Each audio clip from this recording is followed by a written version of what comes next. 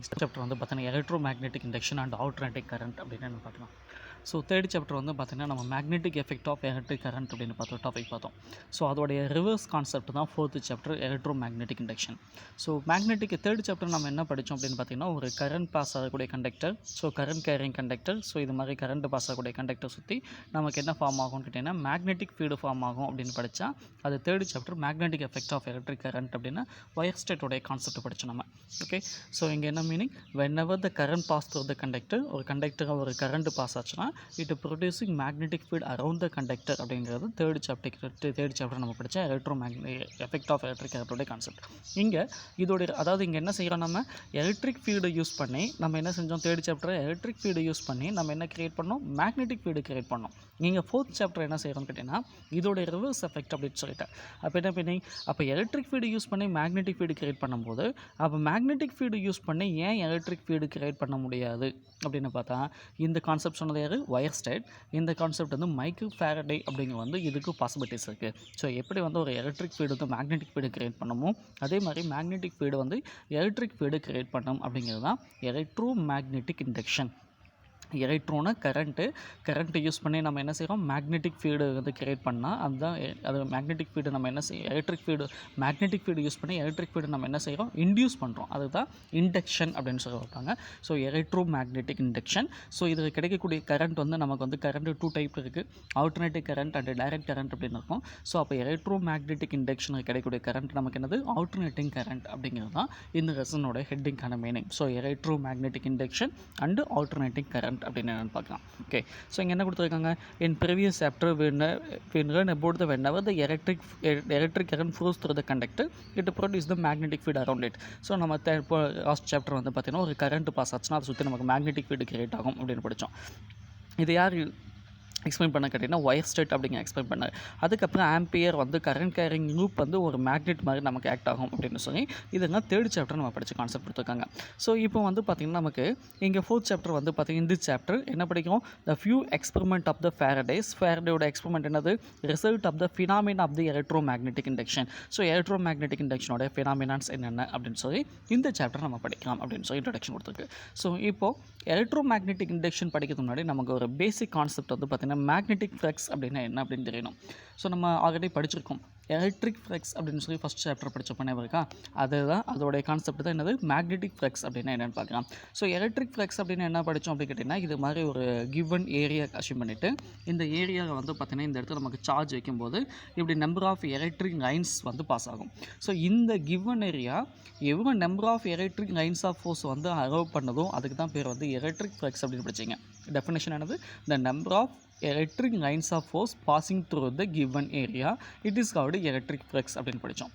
இதே வந்து ஒரு மேக்னெட்டாக இருந்துச்சுன்னா so number of magnetic lines of force passing through the given area is called magnetic flux. அவ்வளோதான். ஸோ என்னது, எலக்ட்ரிக் ஃப்ளக்ஸ் பாஸ் ஆனால் அதுக்கு பேர் electric flux, magnetic lines pass ஆனால் அதுக்கு பேர் என்னது, மேக்னெட்டிக் ஃப்ளக்ஸ். இது வந்து டெஃபினேஷன் மட்டும் நோட் பண்ணிக்கோங்க. The magnetic flux through the area of the magnetic field is define as the number of magnetic lines of force passing through the area and normal to the surface. அதாவது இதுதான் surface அப்படின்னா இந்த சர்ஃபேஸ்க்கு எப்பவுமே அது என்னது இப்படி நார்மலாக பாஸ் ஆகும். ஓகே, இதுதான் நம்ம வந்து மேக்னெட்டிக் ஃப்ளக்ஸ்னு கேட்பாங்க. இது ஒரு முக்கியமான ஒரு 2 மார்க் கொஸ்டின் டெஃபினேஷன் கேட்பாங்க, படித்தவங்க. இப்போ இதோடைய ஃபார்ம் என்னது, closed interval of B vector dot d A vector. So B என்னது மேக்னெட்டிக் ஃபீல்டு, டிஏ அப்படிங்கிறது இப்போ டோட்டலாக இது மாதிரி ஒரு ஏரியா இருக்குது அப்படின்னா இந்த ஏரியா ஃபுல்லாக நம்ம மேக்னெட்டிக் ஃபீல்டு கண்டுபிடிக்க முடியாது, அது கொஞ்சம் கஷ்டம். அதனால் நம்ம என்ன செய்கிறோம்னு கேட்டிங்கன்னா ஃபஸ்ட்டு டிஏ அப்படிங்கிற ஒரு ஸ்மால் ஏரியா எடுத்துகிட்டு இந்த ஏரியாவுக்கு மட்டும் இருக்கக்கூடிய மேக்னெட்டிக் ஃப்ளக்ஸ் என்னன்னு கண்டுபிடிச்சா அதை D5 அப்படின்னு சொல்லுவாங்க. அந்த D5 இன்டர்கேட் பண்ணால் நமக்கு என்ன கிடைக்கும் அப்படின்னு பார்த்தீங்கன்னா 5 கிடைக்கும். அதுதான் இந்த ஃபார்முலாவோட மீனிங். ஓகே, இன்டர்கேட் பண்ணிட்டாங்க, அதெல்லாம் ஸ்ட்ரைட்டாகவே எடுத்துக்கோங்க. ஓகே, ஸோ இப்போ நமக்கு என்னது, இப்போ இது மாதிரி ஒரு டயக்ராம் எடுத்தாச்சா. ஸோ இந்த டயக்ராம் வந்து பார்த்திங்கன்னா நமக்கு என்னென்ன கண்டிஷன், ஃபஸ்ட்டு கண்டிஷன் வந்து பார்த்திங்கன்னா பெர்பெண்டிகுலராக பாஸ் ஆகுது 90 டிகிரின்னு எடுத்துக்கோங்க. அடுத்து செகண்ட் கண்டிஷன் என்னது, parallel to each other pass ஆகுது. So if the magnetic field uniform over the surface perpendicular to the area as shown in the figure, perpendicular to the area அப்படின்னா நம்ம எப்போவுமே பர்பெண்டிகுலர் அப்படின்னு இந்த வேர்டை பார்த்துட்டு நம்ம 90 டிகிரி சப்ஸ்டிட் பண்ணக்கூடாது. அதோடைய ஏரியாவுக்கு நம்ம என்னது நார்மல் லைன் ட்ரா பண்ணுவோம். அப்போ என்னது 0 டிகிரின்னு தான் நம்ம எடுத்துக்கோம். நிறைய டைம் சொல்லிக்கலாம் பர்பெண்டிகுலர்ங்கிற வேர்டை யூஸ் பண்ணி 90 டிகிரி சப்ஸ்டிட் பண்ணக்கூடாது. அதோட ஏரியாவுக்கு நார்மல் லைன் பார்க்கும்போது அந்த லைனுக்கு அது பேரல் டு ஈச் அதராக இருக்கும். அப்போ தீட்டா எத்தனை டிகிரி போடணும்? 0 டிகிரி போடணும். அப்போ காஸ் 0வோட ஆன்சர் அதாவது இங்கே டாட் ப்ராடக்ட் இருக்கனால நம்ம என்ன எடுத்துக்குவோம்? காஸ் தீட்டான்னு எடுத்துக்குவோமா? என்னங்க கவனிங்க, பி வெக்டார் டாட் டிஏ. அப்போ அதோடைய மேக்னிடியூட் கேட்டால் என்னது? பிடிஏ என்ன ஃபார்முலா நமக்கு? Cos theta. ஏன் காஸ் தீட்டா போட்டோம்? இந்த இடத்துல நமக்கு என்னது? டாட் ப்ராடக்ட் இருக்குது, அதனால் நம்ம காஸ் தீட்டா தான் சப்ஸ்டிட் பண்ணுவோம். ஸோ இதுதான் ஃபார்முலா நமக்கு என்னது? B dot d A. அப்போ B A cos theta, cos 0 degree substitute பண்ணுங்கள் 1. அப்போ என்ன வரும்? பிஏ. ஸோ அப்போ இதே வந்து பர்பெண்டிகுலர் நம்ம பேரல் டு ஈச் அதராக இருந்தால் காஸ் இந்த இடத்துல எத்தனை டிகிரி இப்போ சப்ஸ்டிட் பண்ணுவோம்? 90 டிகிரி சப்ஸ்டிட் பண்ணுவீங்களா? காஸ் 90ோட ஆன்சர் என்னது? 0. அப்போ டோட்டலாக நமக்கு என்ன ஆகிடும்? 0 ஆகிடும். அப்போ எப்போ நமக்கு மேக்னெட்டிக் ஃப்ளக்ஸ் லிங்க் ஆகும்னு கேட்டிங்கன்னா பர்பெண்டிகுலர், அதை தான் டெஃபினேஷன் என்ன வேர்டு யூஸ் பண்ணிருக்காங்க? நார்மல் அப்படின்னு ஒரு வேர்டு யூஸ் பண்ணியிருக்காங்க பார்த்தீங்களா? ஏன்னா பர்பெண்டிகுலர் டு ஈச் அதராக இருந்தால் மட்டும்தான் நமக்கு மேக்னெட்டிக் ஃப்ளக்ஸ் கிடைக்கும். நார்மல் டு ஈச் அதரான மேக்னெட்டிக் ஃப்ளக்ஸ் கிடைக்காது. அந்த கான்செப்ட் வச்சு இது கொடுத்துருக்கு. தென் மேக்னெட்டிக் ஃப்ளக்ஸோட எஸ்ஐ யூனிட் வந்து பார்த்தீங்கன்னா டெஸ்லா மீட்டர் ஸ்கொயர். இது ஒரு முக்கியமான 1 மார்க் கொஸ்டின் ஞாபகம் வச்சுக்கோங்க. ஸோ இதை வந்து யூஸ்வலாக நம்ம வந்து மெஷர் பண்ணதுக்கு வந்து வெப்பர் அப்படிங்கிற ஒரு வேர்டு வந்து நம்ம யூஸ் பண்ணுவோம். அப்போ 1 வெப்பர் அப்படிங்கிறது என்னது? 1 டெஸ்லா மீட்டர் ஸ்கொயர். அப்போ 5 வெப்பர் அப்படின்னு கேட்டால் என்ன சொல்லுவாங்க? 5 டெஸ்லா மீட்டர் ஸ்கொயர். இது மாதிரி 1 மார்க் கேட்பாங்க, நான் வச்சுக்கோங்க.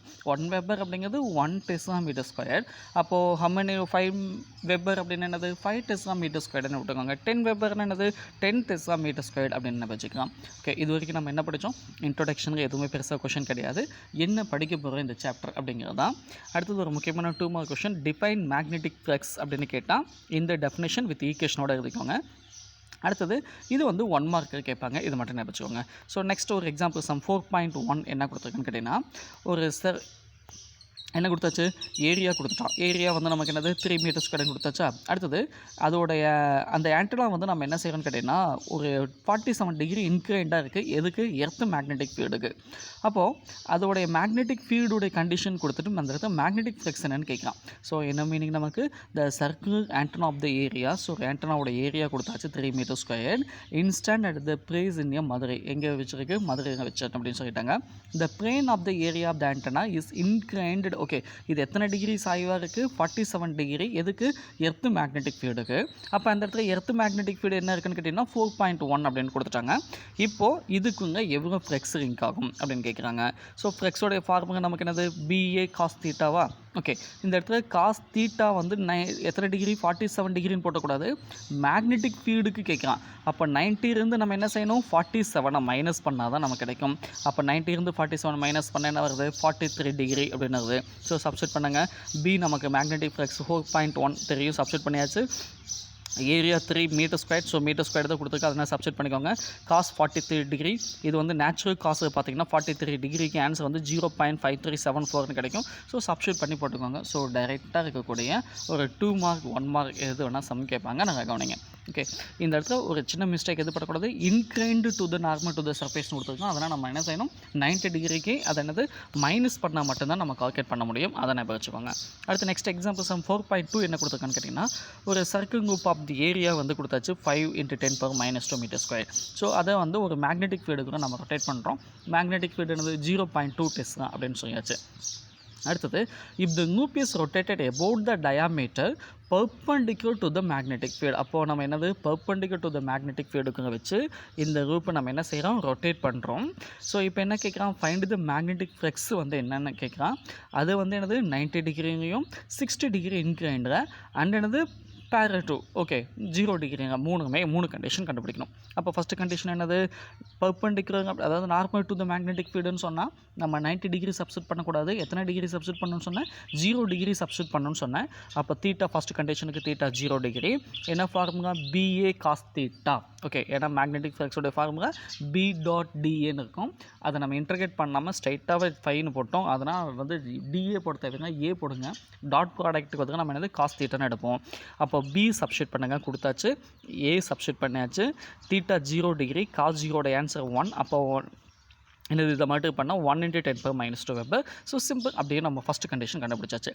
அடுத்தது இன்க்ரண்ட் 60 டிகிரின்னு கொடுத்துருக்காங்கன்னா அப்போ என்ன செய்யணும், 90 டிகிரி வந்து நம்ம என்ன செய்யணும், மைனஸ் பண்ணணும். எதை மைனஸ் பண்ண போகிறீங்க, 60 டிகிரி மைனஸ் பண்ணுங்கள், என்ன வருது 30 டிகிரி.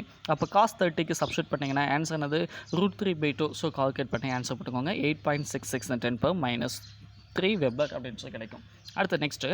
அடுத்து தேர்டு கண்டிஷன் என்னது, பேரல் டு ஃபீல்டு அப்படின்னு சொல்லிட்டாங்கன்னா பேரல் டு த ஃபீல்டுனா 0 டிகிரி சப்ஸ்டியூட் பண்ணக்கூடாது.